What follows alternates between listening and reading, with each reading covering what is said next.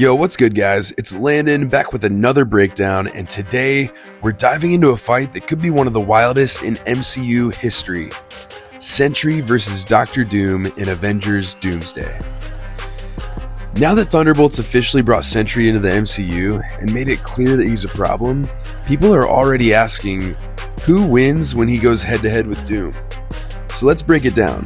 Not based on comic power scaling or any of that, but just looking at how the story could unfold narratively in the movie. And just a heads up, spoilers ahead for Thunderbolts, including that post-credit scene. Alright, so we know Sentry is insanely powerful. Dude literally wiped the floor with the Thunderbolts without even trying, and that's before he became the Void. But we also know he's unstable. In the post-credit scene, he straight up says he can't use his powers without bringing the other guy back, meaning the Void. So already we've got this Hulk-like split happening, and that opens the door for a lot of different story directions. So scenario 1, we have the statement fight. This could be one of those set the tone moments early in the movie, kind of like how Infinity War opened with Thanos wrecking the Asgardians and killing Loki. Imagine Doom following the Fantastic Four ship into the new timeline and pulling up right at the start.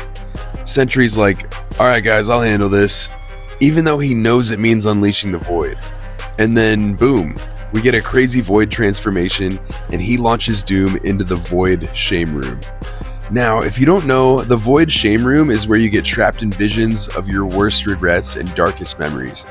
So this could be a dope way for us to see Doom's origin without slowing down the pace of the film. We could get a look at what made him who he is, what separates this Doom from the one in the comics, or even from someone like Tony Stark. But here's the catch. You can't just defeat Doom in the first 10 minutes of the movie, so he's either got to break out of the Void's mind trap or somehow overpower it. Maybe he fights the Void inside his own mind and wins, or maybe he doesn't beat it but he escapes it and still puts Sentry down bad. Not dead, but at least hurt. That alone would shake the entire new Avengers team and make Doom look like that guy. Scenario 2 would be if Doom uses the Void himself.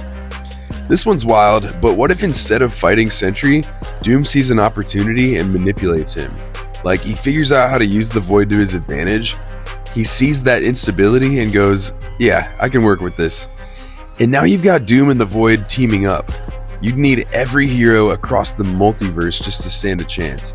And it makes Secret Wars feel even more impossible to win. And I could see Doom doing that. He's not just powerful, he's strategic.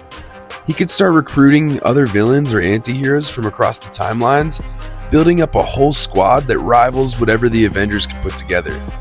And that would fix one of the biggest issues people had with Endgame, where Thanos' army was just a bunch of faceless creatures. This time we'd have actual villains, people we know, standing alongside Doom. That would hit way harder. So scenario 3, we have Sentry staying on the sidelines until it's time. This one's the slow burn. Sentry doesn't want to lose control, so he stays out of the action because he knows the Void is too dangerous. But maybe he crosses paths with someone like Reed Richards or Charles Xavier, someone who helps him figure out how to harness both sides. And when the final battle hits, Sentry comes in like Captain Marvel in Endgame, fully in control and just unleashes. That could be his hero moment, the one that proves he's not just a ticking time bomb, but a real protector. Personally, I kind of hope this is what happens, because I don't want Marvel to kill off Sentry this early. Lewis Pullman crushed it, and this character has so much potential, so wasting that in one movie would just be such a loss. You've got this guy who could literally change the power scale of the entire MCU. So yeah, those are my top 3 theories for how Sentry vs. Doom could play out. Whether Doom beats him, manipulates him, or gets beat by a fully evolved Sentry, I just hope Marvel makes this moment massive, because it should be. Let me know in the comments how you think it's going to go down. Who comes out on top? Is it Sentry, Doom, or neither? There's a lot of Marvel news dropping right now. The X-Men movie finally has a director. If you want to hear my thoughts on all that, check the links up top or hit the next video. And as always, if you're rocking with these breakdowns, make sure to hit that like button, subscribe to the channel, and turn on notifications so you don't miss what's next. Stay sharp, stay nerdy, and I will catch you in the next one.